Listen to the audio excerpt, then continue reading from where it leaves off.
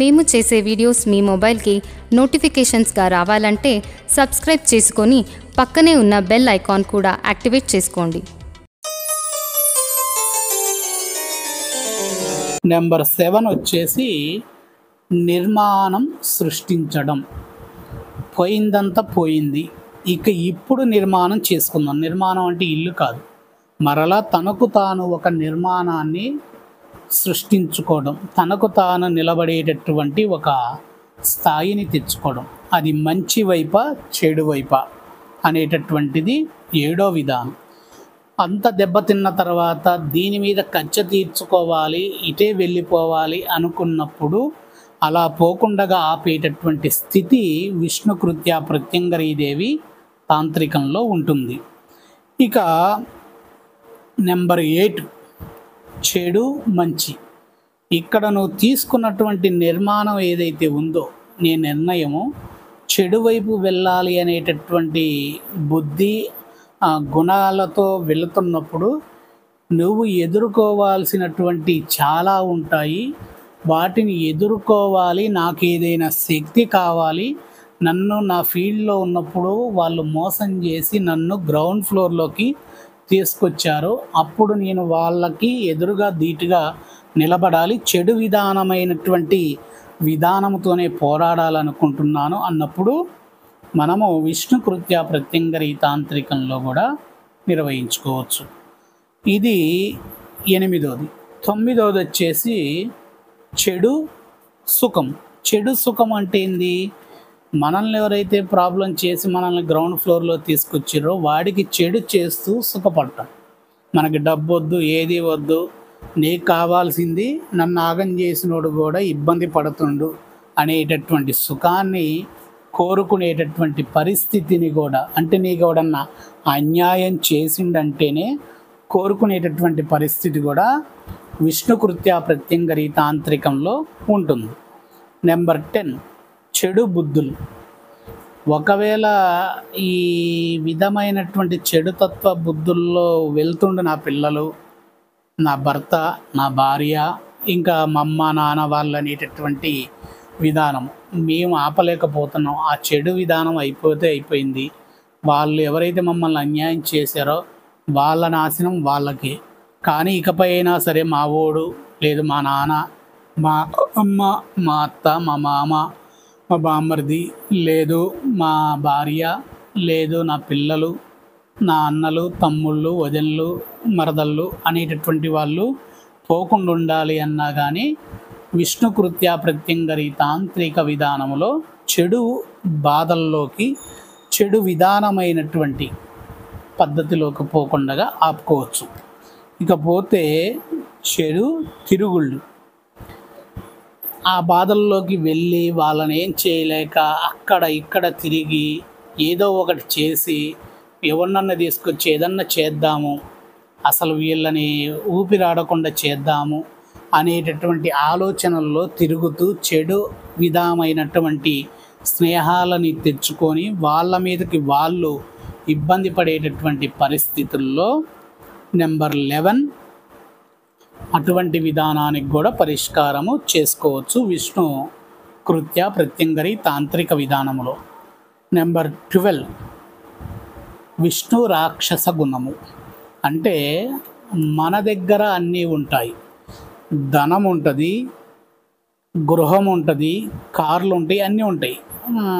వీలైనంత వరకు ఒక రాజకీయ విధానముతో ఉండేటటువంటి, అధికార తత్వముతో ఉండేటటువంటి, రాక్షస గుణముతో ఉండేటటువంటి పద్ధతి. నీకు డబ్బులు ఇస్తా, పని చేసేటటువంటి వాడికి నరకం చూపించడం, వాడి కింద పనిచేసేటటువంటి వారికి నరకం చూపించడం, ఇంట్లో వాళ్ళకి నరకం చూపించడం, భార్యకి నరకం చూపించడం, ఇటువంటి ప్రభావితమైనటువంటి విష్ణు రాక్షస గుణం.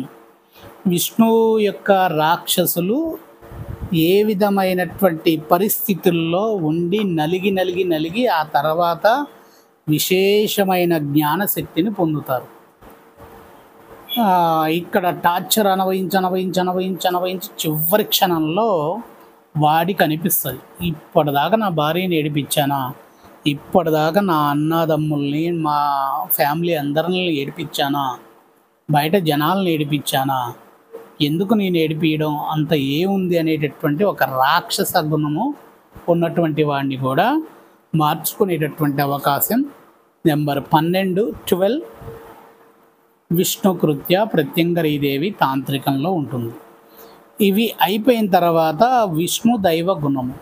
ఈ విధమైనటువంటి అన్ని తృప్తులన్నీ అయిపోయి డమ్మీ క్యాండిడేట్ అయిపోయిన తర్వాత మళ్ళీ విష్ణు గుణము ఏర్పడేటటువంటి ప్రక్రియ ప్రారంభ దశ ఉంటుంది.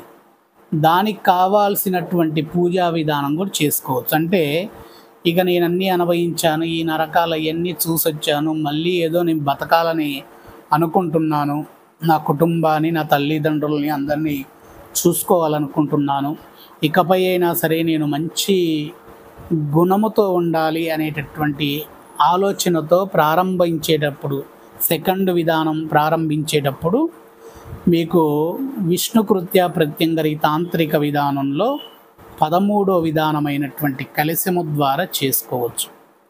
నెంబర్ 14 మంచి గుణము.